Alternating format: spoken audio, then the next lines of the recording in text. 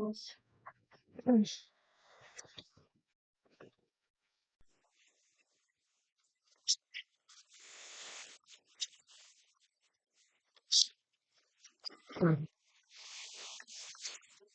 लेख है जो किताब में भी छप गया है। आदरणीय अशोक वाजपेयी जी, सुष्मिता जी, विद्वत और साथियों,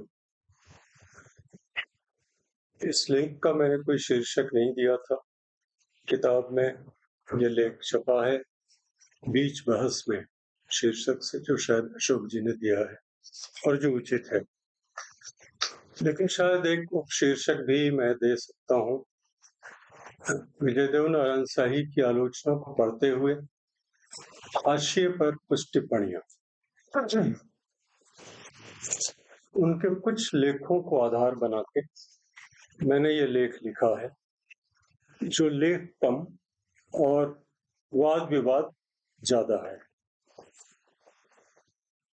ये शुरू होता है लेख उसी उदाहरण से जो अखिलेश जी ने पहले के सत्र में दिया, विनोबा भावे का उदाहरण। वो विनोबा भावे का ये उदाहरण सर्वोदय सम्मेलन पूरी 1955 में दिए गए भाषण से विजयदेव नारायण शाही ने लिया। इस बोध से अनेक विध तात्पर्य निकलते हैं, वही साहित्य बोध है। गीता उत्तम साहित्य है, रामायण उत्तम साहित्य है, क्योंकि उनके तात्पर्य के विषय में मतभेद है। जिस साहित्य के तात्पर्य के विषय में मतभेद न हो और तात्पर्य निश्चित कहा जा सके, तो उसमें साहित्य शक्ति कम प्रकट होती है। ईश्वर के बारे में भक्तजन कहते हैं कि वह प्रेम अहेतुक होता है, उसमें हेतु नहीं होता। प्रेम करना ईश्वर का स्वभाव है। वैसे ही साहित्य में भी कोई हेतु नहीं होता। साहित्य एक स्वयंभू वस्तु है, लेकिन हेतु रखने से जो नहीं सध सकता, वह साहित्य में बिना हेतु रखकर सधता है। यह खूबी है। विनोबा भावे, सर्वोदय सम्मेलन पुरी 1955। यह अवतरण विजयदेव नारायण शाही के निबंध जनवादी साहित्य 2 में आता है। शाही के आलोचनात्मक निबंधों को पढ़ते हुए मुझे लगता है कि विनोबा भावे के साहित्य संबंधी ये विचार कमोबेश शाही के साहित्य सिद्धांतों के मेल में।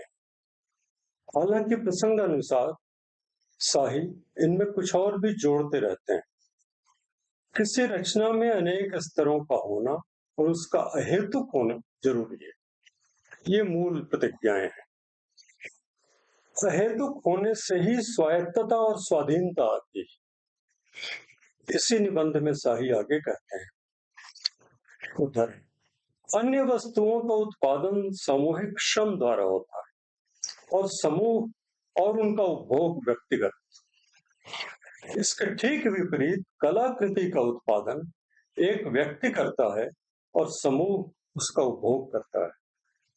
तथा कलाकार की व्यक्तिगत सत्ता अपनी कृति के संबंध में अक्षुण है और प्रतिहत है। यह शाही की तीसरी मूल प्रतिज्ञा है, कलाकार की रचनात्मक स्वाधीनता। इसी से अगली बात निकलती, जो उदाहरण, जो भी सामाजिक संगठन कलाकार की इस उन्मुक्तता पर आघात करता है, उतने अंश तक वह न्यायपूर्ण और साहित्य विरोधी होता है। उदाहरण समाप्त। अब शाही रचना से बाहर समाज और राजनीति में जाते हैं, क्योंकि रचनाकार की स्वाधीनता और रचना का स्वतंत्र जन्म व अस्तित्व उनसे जुड़ा हुआ। वे सेंट साइमन को उद्धृत करते हैं। सेंट साइमन प्रसिद्ध समाजवादी स्वप्नदृष्टा, जिसका प्रभाव मार्क्स पर अत्यधिक है। ये शाही जी की का ही वाक्य है। सेंट साइमन का उदाहरण, मेरा सारा जीवन एक सूत्र में व्यक्त किया जा सकता। प्रत्येक व्यक्ति को अपनी अपनी स्वाभाविक प्रवृत्तियों के मुक्ततम विकास करने का आश्वासन मिलना चाहिए। इसमें शाही जोड़ते हैं। यही समस्या मार्क्स के जीवन का भी केंद्र रही है। शाही की चिंता के केंद्र में साहित्य ही नहीं, समाज और समाज को संगठित करने वाली शक्तियां भी हैं। किसी भी विषय पर बात करते हुए वे पूरी परंपरा, भारतीय वांग्मय, पाश्चात्य साहित्य, राजनीति, दर्शन सब पर बात करते चलते हैं, अनायास सहज भाव से, जैसा बड़े आलोचक दुनिया भर में करते रहे। मार्क्स, गांधी, स्पेंगलर विशेष रूप से उनके विचार जगत में मौजूद रहते हैं। लोहिया का नाम कम आता है। मार्क्स, गांधी, स्पेंगलर विशेष रूप से उनके विचार जगत में मौजूद रहते हैं। जैसे जायसी, कबीर, बिहारी या शेक्सपियर और फिरदौसी मौजूद रहते हैं। वैसे मार्क्स और मार्क्सवादियों के साथ उनका रिश्ता अक्सर अदावत या अगर बहुत बढ़िया से कहें तो लवर्स पैरल का होता है। वो प्रेम में लड़ाइयां करते रहते हैं, ऐसा भी कह सकते, लेकिन अदावत मुझको ज्यादा लगता। जैसे इसी निबंध के शुरू में, यानी ये जनवादी साहित्य 2 निबंध, जैसे इसी निबंध के शुरू में और आखिर में प्रेमचंद के अध्यक्षीय भाषण प्रगतिशील लेखक संघ प्रथम अधिवेशन 1936 के हवाले से कहते हैं। ये उदाहरण है शाही का। प्रेमचंद ने कहा था कि प्रगतिशील साहित्य यह शब्द ही गलत है। मुझको कुछ खटका, मैंने वो भाषण निकाला हिंदी में और उसका अंग्रेजी पार्ट। अंग्रेजी पार्ट में तो ऐसा कुछ है भी नहीं,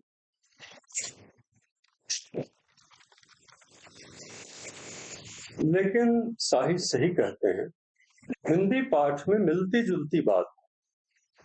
उदाहरण, प्रगतिशील लेखक संघ, यह नाम ही मेरे विचार से गलत है। ये प्रेमचंद का वाक्य है। आप दोनों वाक्यों को देखें, थोड़ा सा अंतर है। प्रेमचंद ने कहा लेखक संघ, शाही ने कहा साहित्य। थोड़ा संशोधन किया प्रेमचंद ने। खैर, लेकिन प्रेमचंद का अगला वाक्य है, साहित्यकार या कलाकार स्वभावतः प्रगतिशील होता है। बहुत प्रसिद्ध उदाहरण है उनका।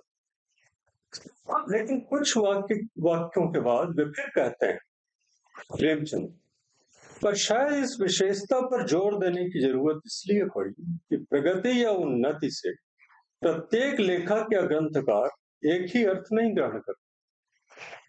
जिन अवस्थाओं को एक समुदाय उन्नति समझता है, दूसरा समुदाय असंदिग्ध अवनति मान सकता है। इसलिए कि यह साहित्यकार अपनी कला को किसी उद्देश्य के अधीन नहीं करना चाहता। उदाहरण बंद। ये उदाहरण सिर्फ इसलिए मैंने रखे ताकि ये मालूम हो सके कि प्रेमचंद ने वह नहीं कहा जो शाही ने कहा कि उन्होंने कहा।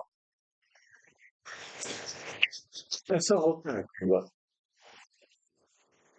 विजयदेव नारायण शाही की एक और चिंता साहित्य की भूमिका, यानी साहित्य क्यों, और साहित्यकार के सामाजिक दायित्व को लेकर है। पिछले महीने मुक्तिबोध पर जो बातचीत हुई उसमें मैंने लगभग इसी विषय पर ये बातें रखी थी, इसलिए मैंने कुछ छोड़ दिया।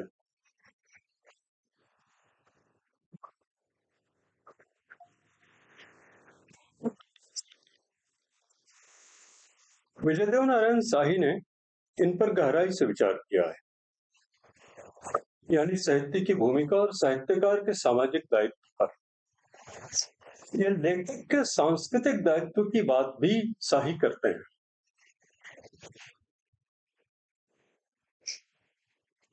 रीतिकाल के कवियों ने जिदपूर्वक ब्रज भाषा को कविता का माध्यम बनाए रखा और इस तरह लाहौर से दरभंगा और ऊपर कुल्लू घाटी से लेकर के सितारा तक बिना बहस किए, बिना गोष्ठी किए, एक आंतरिक प्रेरणा द्वारा यह निश्चय किया कि रहने वाले हम चाहे जहां के हों, हमारे गांव की बोली चाहे जो हो, कविता हम सब ब्रजभाषा में करेंगे। और इस तरह पूरे देश की सांस्कृतिक एकता को सुदृढ़ किया, क्योंकि सबके भाव और सबका भाव प्रकाश एक हुआ, आंतरिक जगत एक बना।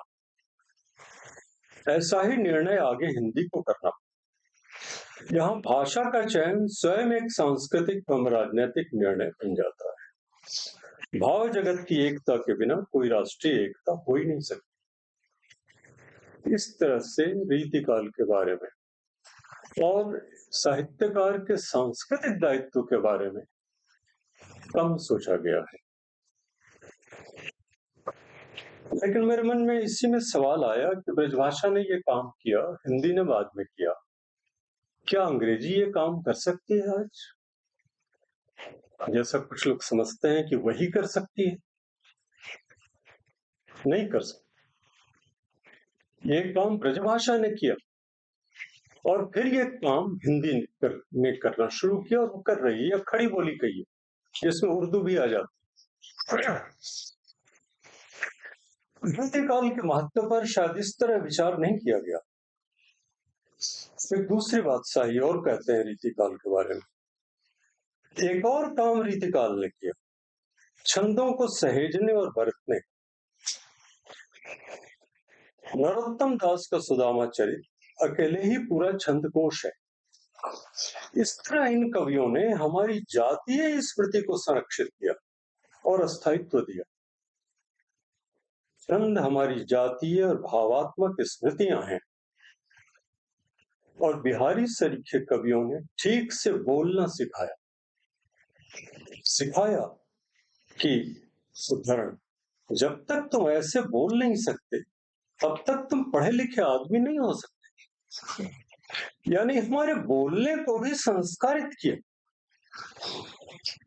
समाज को एकाग्र करने का एक महत् कार्य रीतिकाल में संपन्न हुआ, और आज भी इसकी जरूरत बनी हुई है, शायद पहले से भी ज्यादा।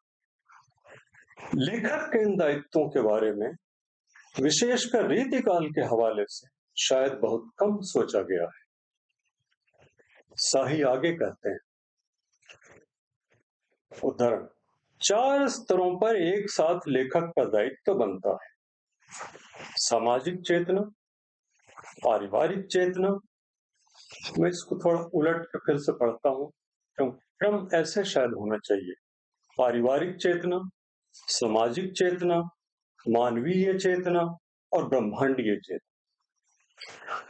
सूरदास के एक पद का उदाहरण देते हुए, जिसे उद्धृत नहीं किया गया है, उद्धृत होता तो कुछ ज्यादा बात साफ होती।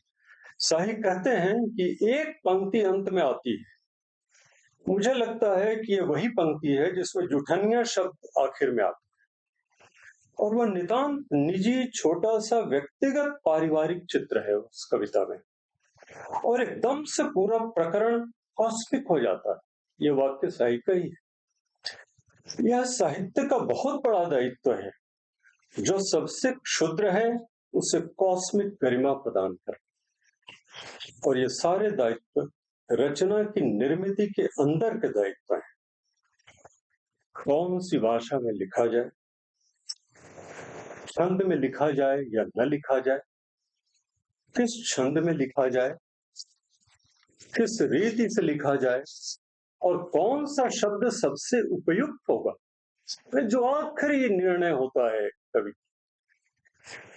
क्योंकि वो अंतिम निर्णय लेता होता है कौन सा शब्द वहां। ये सब वास्तव में सांस्कृतिक और अंततः राजनैतिक प्रश्न बन जाते हैं।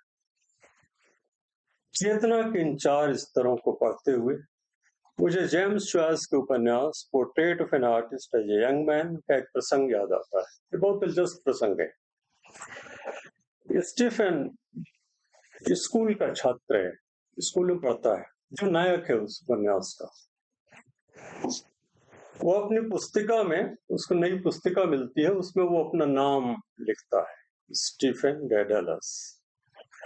फिर पता लिखना शुरू करता है, नाम, कक्षा, सेक्शन, स्कूल का नाम, नगर का नाम, काउंटी प्रांत का नाम, देश, महादेश, पृथ्वी, अंत में ब्रह्मांड। ये पूरा पता संभव है।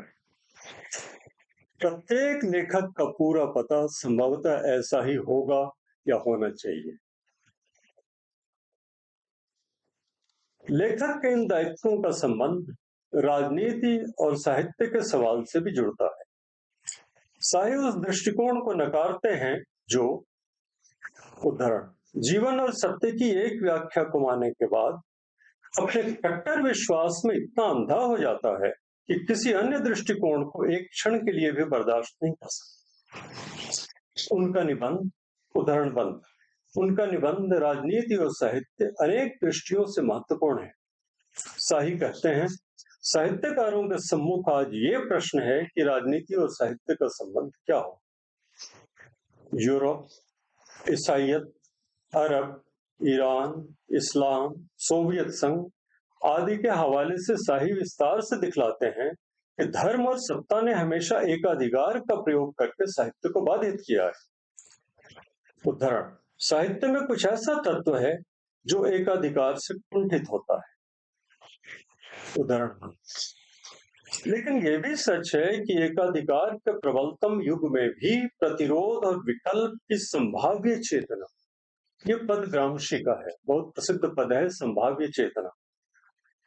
लेकिन यह भी सच है कि एकाधिकार के प्रबलतम युग में भी प्रतिरोध और विकल्प की संभाव्य चेतना, चाहे वह कितनी ही क्षीण क्यों न हो, हमेशा मौजूद रही है और रहती ही है, जो समय पाकर बड़े उद्वेलन का कारक बनती है। वॉल्टर बेन्यामिन की बहुत प्रिय उक्ति है, The owl of Minerva takes its flight in the dark. Minerva Roman परंपरा में ज्ञान की देवी हैं, जैसे हमारे यहाँ सरस्वती हैं, और हमारे यहाँ सरस्वती का वाहन हंस है, वहां मिनर्वा का वाहन उल्लू है। उल्लू जब सबसे घना अंधेरा होता है तभी वो उड़ता है और अपनी बड़ी ऊंचाइयों पर जाता है। यही कवि भी करते हैं, यही सारे दार्शनिक भी करते हैं। उस अंधेरे समय में, जो ब्रेख्त ने भी कहा था कि क्या अंधेरे समय में गीत नहीं होंगे, अंधेरे के गीत होंगे। तो ये शाही ने की बात में मैं सिर्फ इतना जोड़ रहा हूं कि संभावित चेतना हमेशा रहती है, रहेगी ही। लोक साहित्य की निरंतरता, उन्होंने कहा है कि करीब 1000 साल तक यूरोप में बिल्कुल वो अंधकार का युग था। लेकिन आप देखिए, लोक साहित्य की निरंतरता और प्रतिरोधी स्वभाव इसका एक उदाहरण है, संभावित चेतना। इसके साथ ईसाइयत की जकड़ के बावजूद कविताएं लिखी जा रही थीं, गाथाएं, सागाज लिखे जा रहे थे, और खुद ईसाइयत में अनेक परंपराएं जन्म ले रही थी। जो हेरेटिक्स थे वो उसी समय सामने आए थे, उसी जिसको मध्यकाल कहा जाता है। ऐसा ही अरब में सूफी और मध्यकाल में ईसाइयत के भीतर अनेक प्रतिवादी पंथों का उदय भी एक प्रमाण है। इसके अलावा कविता हमेशा रची जाती रही, उसने कभी हार नहीं मानी। नहीं, वो मैं नहीं मानती, क्योंकि मुझसे पेपर लिखवाया है, और जब तक ये पेपर खत्म नहीं होगा, भले वो 1 घंटा हो जाए, आप बैठे रहिए। आखिर क्यों हम लोग आए ही क्यों हैं यहाँ, तो पैसा लगा कि भाई तो क्यों पेपर लिखवाया, हम बोलेंगे, क्योंकि हम बोलते तो मुझको ज्यादा मजा आता। ये बहुत लंबे समय के बाद मैं एक पेपर लिखा हुआ पढ़ रहा हूँ, हालांकि इसमें मैं सिर्फ उतना जोड़ देता हूँ, ये मैं लिखते हुए भी बोल बोल के मैं लिख रहा था। खैर, आप अभी चुप रहिए। तो अरब में सूफी और मध्यकाल में ईसाइयत के भीतर अनेक प्रतिवादी पंथों का उदय भी एक प्रमाण है। इसके अलावा कविता हमेशा रची जाती रही, उसने कभी हार नहीं मानी। इटली, जर्मनी और इंग्लैंड में सोवियत संघ, जो शाही का प्रिय घूसा गद्दा पंच बैग है, आते जाते वो एक मुक्का मार के जाते। वहां भी पास्टरनाक, बुल्गाकोव, पालातो, अहमतोवा, अस्यतेवा, मंदलेस्ताम जैसे प्रबल विरोधी स्वर तो हुए ही, वे रुके तो नहीं। यह मही कभी भी विहीन नहीं होती, यानी प्रतिरोध विहीन। और आज तो और भी ज्यादा हर जगह विषमवादी या प्रतिरोधी स्वर मौजूद हैं। इजराइल में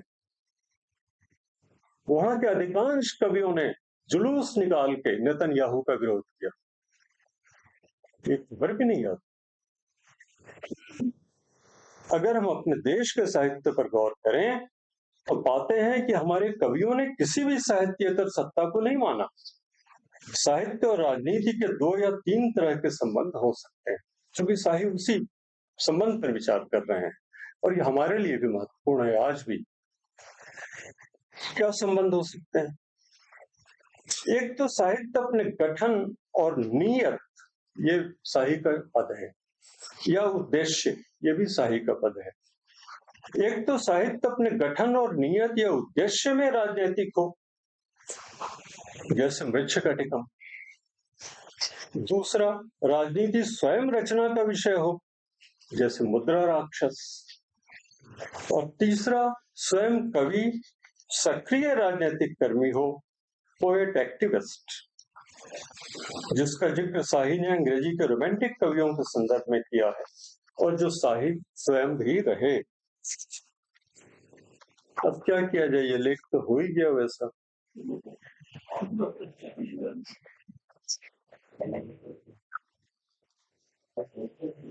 इसी के साथ का पक्ष है साहित्य और धर्म के संबंध को। शाही ने धर्मनिरपेक्षता की खोज में हिंदी साहित्य और उसके पड़ोस पर एक दृष्टि शीर्षक निबंध में इस पर विस्तार से विचार किया है। वे कहते हैं, इस विविध संत सूफी भक्ति साहित्य का मिला जुला निचोड़ यही है कि धर्म को आंतरिक अनुभूति की तरह परिभाषित किया जाए। फिर वे रीतिकाल और ब्रजभाषा की कविता में सौंदर्यात्मक अथवा श्रृंगारी धर्मनिरपेक्षता, एक नया पद उन्होंने दिया, श्रृंगारी धर्मनिरपेक्षता, सौंदर्यात्मक धर्मनिरपेक्षता, तो रेखांकित करते हैं। इस संदर्भ में एक प्रासंगिक और महत्वपूर्ण निष्कर्ष ये है कि धर्मांधता जितनी बढ़ती है, धार्मिक अनुभूति उतनी ही गौण होती जाती है। शाही एक जरूरी सवाल भी करते हैं, क्या छायावाद को हम यूरोप की रोमांटिक धर्मनिरपेक्षता के तुल्य ठहरा सकते हैं? और अंत में यह भी कि क्या सारे धर्म समान रूप से सार्थक हैं? क्या सारे धर्म समान रूप से निरर्थक हैं? धर्मनिरपेक्षता और साहित्य संबंधी इस पूरे प्रकरण में मेरा अनुमान यह है कि धर्मनिरपेक्ष तो सत्ता यानी राज्य या स्टेट होता है और उसे होना ही चाहिए। जहां तक व्यक्ति का सवाल है, वह या तो आस्तिक होगा या नास्तिक अथवा संदेहवादी, एग्नोस्टिक। अंग्रेजी में सेक्युलर का जो आरंभिक अर्थ है, उसका हिंदी समतुल्य होगा इहलौकिक।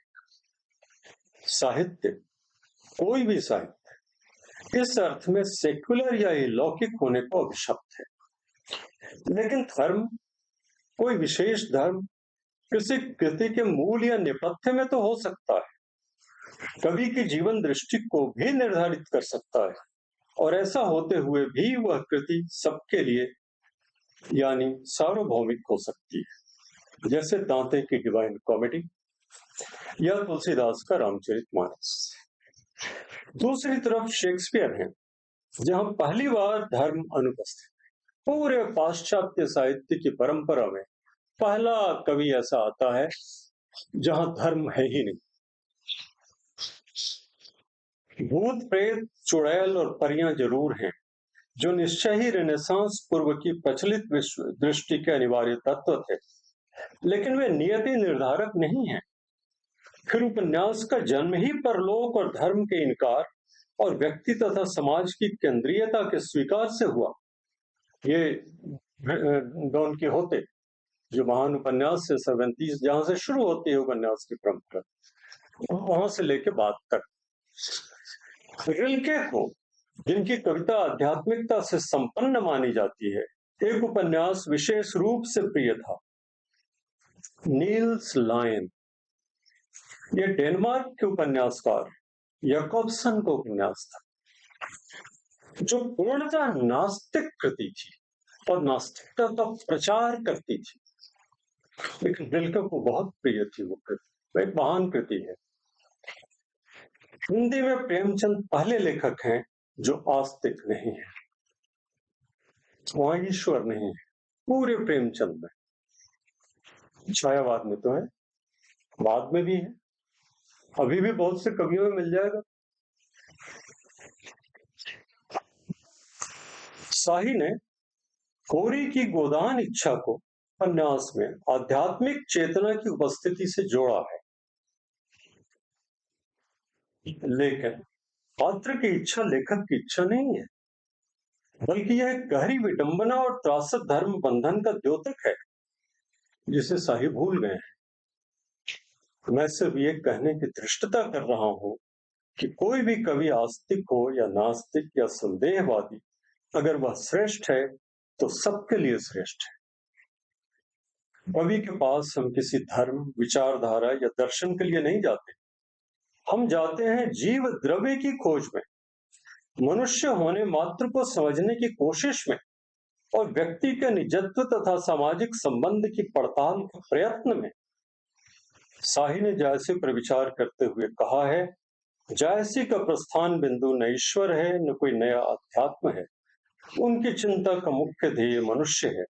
मनुष्य जैसा कि वह सामान्य जिंदगी में उठता बैठता है, सीखता है, प्रेम करता है, गृहस्थी चलाता है, युद्ध में वीरता और कायरता दिखलाता है, राज्य स्थापित करता है, छल कपट बेईमानी कमीनापन करता है, संप्रदाय स्थापित करता है, बटोर करने के लिए नारे लगाता है, और इस सब के बाद अपनी अपर्याप्तता की गहरी त्रासदी में ग्रस्त हो जाता है। उड़ती हुई दो मुट्ठी रात, जो जायसी का पद है। लेकिन ये जायसी के लिए ही क्यों, ये तो हर कवि के लिए सच है। किसी भी कवि को हम उसके पंथ से नहीं, उसकी रचना से जानते हैं, जिसके केंद्र में हमेशा ही मनुष्य होता है। जैसा कि हेनरी जेम्स ने लिखा है, वो बहुत प्रसिद्ध उदाहरण है, man is the डने of all literature. सारे साहित्य का पूर्व प्रदत्त विषय मनुष्य है, तो कुछ हो ही नहीं सकता। आगे शाही ने ट्रेजिक विजन के लिए एक बहुत सटीक पद दिया, विषाद दृष्टि साहित्य के लिए महत्वपूर्ण है। शाही कहते हैं, मनुष्य की आंतरिकता, मानवीय भावना, इस समरस और उदास व्यापकता तथा एक बौद्धिक सघनता। अब इसके बाद एक पैराग्राफ शाही के प्रसिद्ध निबंध लघुमानों के बहाने हिंदी कविता पर एक बहस के बारे में। यदि सभा की अनुमति हो तो मैं उसको पढ़ दूं, नहीं तो मैं विश्राम लूं। पढ़िए पढ़िए पढ़िए। तो ठीक है, तो बस ये है कि मेरे मानदेय में से आप कुछ काट लीजिएगा। ये तो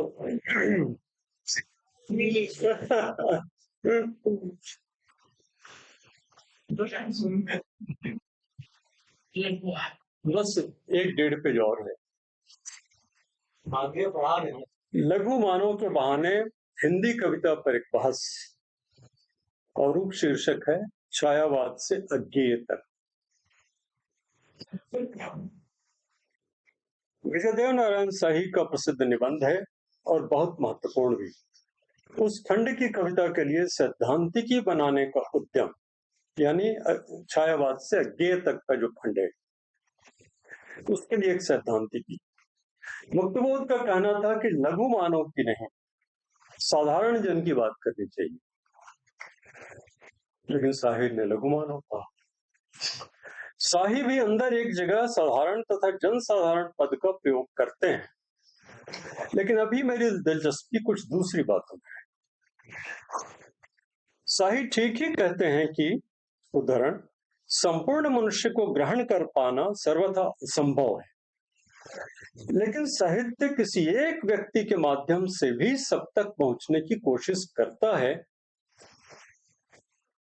ऐसा वो करता है, एक प्रसंग से समूचे प्रकरण तक और कतरे से दरिया तक, जो गालिब का बहुत मशहूर शेर है, मैं उसको शाही की इस बात के समर्थन में उद्धृत कर रहा हूं।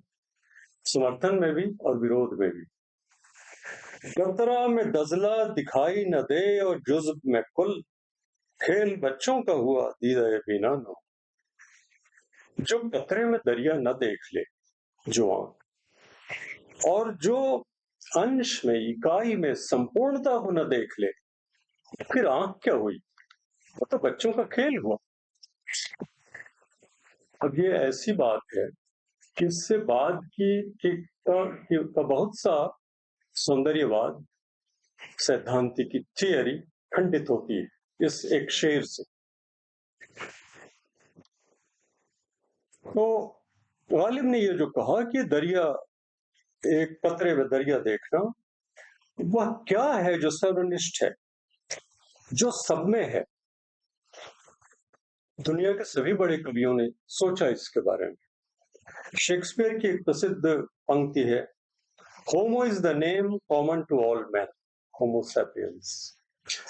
हालांकि यहाँ होमो का एक इतर अर्थ भी है जो सारे नौजवान लोग सोचते हैं।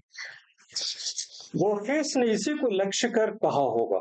फिर ये बहुत प्रसिद्ध उक्ति है, जिस तरह संभोग के अंतिम क्षणों में सारे पुरुष एक ही पुरुष हो जाते हैं और स्त्रियां भी, उसी तरह शेक्सपियर को पढ़ते हुए हम सब शेक्सपियर हो जाते हैं।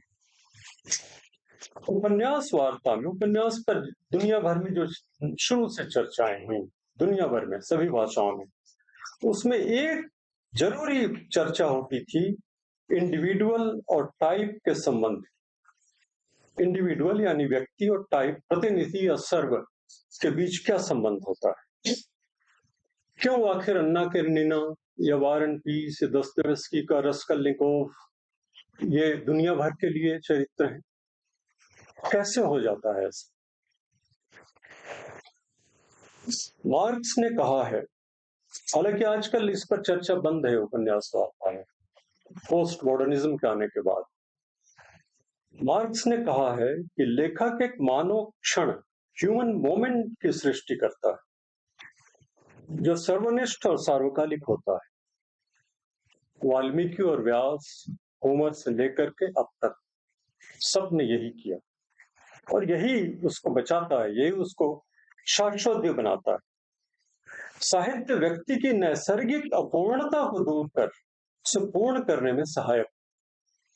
साहित्य की यह विशिष्टता, क्षणवाद, अनुभूति की प्रामाणिकता, भोगा हुआ यथार्थ, अस्मितावाद आदि सब का खंडन, क्योंकि स्व के अतिक्रमण के बिना सर्व तक पहुंचना मुश्किल है। अब इसके बाद मैं एक लंबा अंश छोड़ देता हूं और सीधे अब अंतिम अंश पर आता हूं। वो है मार्क्सवादी समीक्षा और उसकी कम्युनिस्ट परिणति लेख के बारे में। यह भी शाही का बहुचर्चित निबंध है और ये अंतिम है। शाही कई बार मार्क्स एंगल्स के ग्रंथों से विस्तृत उद्धरण देते हुए उनका लगभग समर्थन करते हैं। यहां भी वे उनका समर्थन करते हुए बाद के विचारकों, विशेषकर सोवियत संघ और हंगरी की कम्युनिस्ट पार्टियों के सांस्कृतिक कमिसारों के जड़ सिद्धांतों और निर्देशों का विरोध करते हैं, क्योंकि वे साहित्य के अपने नियमों के विरुद्ध हैं। साहित्य के अपने नियमों, शाही का पद है और शाही सही करते हैं। शाही का निष्कर्ष है कि उदाहरण, एक भी कम्युनिस्ट आलोचक ऐसा नहीं है जो साहित्य का संपूर्ण इतिहास लिखने का साहस कर सके और अंत में कॉर्डवेल और लुकाच की भांति असंगतियों का भंडार, विरोधाभासों का कोश अथवा कुत्सित समाज शास्त्री बनकर न निकले। शाही का स्पष्ट मानना है कि मार्क्सवादी आलोचना कम्युनिस्ट पार्टियों का गुलाम बन चुकी है। यह वाक्य उन्हीं का है। लेकिन सोवियत संघ के कुछ कमिसारों की बात सबने मान ही ली, ऐसा तो नहीं हुआ। न सोवियत संघ में हुआ न बाहर हुआ। मार्क्सवादियों के बीच कभी कोई एक मत या एक बात पर सर्वानुमति नहीं रही, न राजनीति में, न साहित्य में, न सौंदर्य शास्त्र में। आप राजनीति को ही लें, उस हिसाब से सोवियत संघ बनना ही नहीं चाहिए था अगर मार्क्स की बात ही वो मानते तो। चीन में क्रांति वैसे नहीं होती, क्यूबा में वैसे नहीं हुई जैसे चीन में हुई, वियतनाम में वैसे नहीं हुई, और भारत में दुनिया की पहली चुनी हुई कम्युनिस्ट सरकार बनी पार्लियामेंट्री सिस्टम में। सर्वानुमत कभी किसी बात पर नहीं रही। ये एक ऐसी धारणा है जो बद्धमूल है। लेकिन सोवियत संघ के कुछ कम इशारों की बात सबने मान ही ली ऐसा तो नहीं, न सोवियत संघ में न बाहर। आश्चर्य की बात है कि Vijaydev Narayan Shahi, Walter Benjamin, Breyer, Raymond Williams, Fredric Jameson, Adorno, Ernest Fischer, Althusser, Gramsci आदि का कोई जिक्र नहीं करते, जिनकी बात पूरी दुनिया के साहित्य समाज में तब गंभीरता से सुनी जा रही थी। क्या शाही नहीं जानते थे उनको? मैं ये मानने को तैयार नहीं हूं। लेकिन क्यों नहीं की? मार्क्सवादी आलोचना की अनेक धाराएं रही हैं और हैं, और सबके मत, साहित्य, सिद्धांत, सौंदर्य दृष्टि एक ही नहीं है। थॉमस मान या काफ्का, ये बहुत प्रसिद्ध बहस चली लुकास, ब्रेख्त और दूसरे लोगों के बीच। और अदोर्नो का लेख जो लिरिक पोएट्री पर है, दुनिया में इससे बढ़िया लेख लिरिक पोएट्री मुझको पढ़ने को नहीं मिला, और वो सबके लिए एक अनिवार्य पाठ है, नहीं तो लिरिक पोएट्री के तो आप समझ ही नहीं सकते। और बौडलेयर पर लिखा बेन्यामिन का लेख, जिससे हर मार्क्सवादी आलोचक सहमत हो जरूरी नहीं, और खुद हमारे मुक्तिबोध और नामवर से ये सब रामविलास शर्मा से सहमत तो नहीं, तो क्या बाद के भी आलोचक हुए। और आज तो दुनिया में ऐसे सिद्धांतकार कम ही हैं जिनका वास्ता किसी न किसी रूप में मार्क्सवाद से न हो, अर्थात द्वंद्वात्मक भौतिकवाद से। शाही ने इस पक्ष को क्यों छोड़ दिया, नहीं कर सकता। अभी आखिरी पैराग्राफ आप लोगों से क्षमा मांगते हुए, जैसे प्रत्येक कवि अपने युग की देन होता है, अपने जन्मजात रंग रूप और लहसन के दागों सहित, लहसन के दाग जो चेहरे होते हैं, वैसे ही आलोचक भी अपने समय की खरोचों से भरा होता है। हर लेखक की एक जन्म तिथि होती है, आलोचक की भी। साहित्य के अंदर और बाहर के विवाद, शीत युद्ध का वातावरण और तत्कालीन साहित्य संचार माध्यम, ये सब आलोचना कर्म को प्रभावित करते हैं। इस विचार कोलाहल और द्वंद्व में सबको अपना पक्ष तय करना होता है, मुक्तिबोध को भी और शाही को भी। अशोक वाजपेयी कहते हैं कि शाही का समूचा साहित्य और सामाजिक कर्म एक तरह से बीच बहस में हुआ। आज विजयदेव नारायण शाही को पढ़ना वापस उन बहसों के बीच जाना है, और साहित्य की बहसें कभी पूरी नहीं होती। ये पेपर में भी पूरा नहीं हुआ।